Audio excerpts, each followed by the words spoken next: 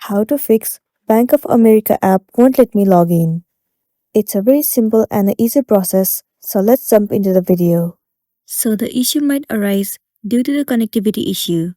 In that case, what you want to do is, you have to check whether your internet connection is stable or not. So make sure that you are connected to the stable Wi-Fi. Once your connection is stable enough, the next thing you want to do is head over to your app store. Here in the source bar, you have to search for Bank of America. Move into this app. Right here instead of open, if it shows the option of update, then your application is not up to date, and it might be one of the reasons that you are facing this issue.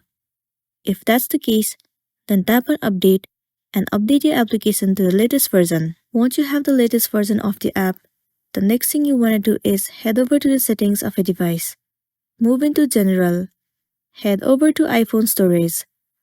In this page, search for the application. Bank of America. Once you find it, head over to it. You will be landing on this page. Right here, tap on Offload App. Once again, click on Offload App. Offloading app means clearing the cache and the storage of the application. It will remove all of the unwanted bugs and make your application run smoothly. It might also fix the issue that you have been facing, and then you'll be good to go. But if you are still facing the issue, then what you want to do is simply uninstall the application and reinstall it again. Reinstalling the app will definitely fix your issue, and then you'll be good to go.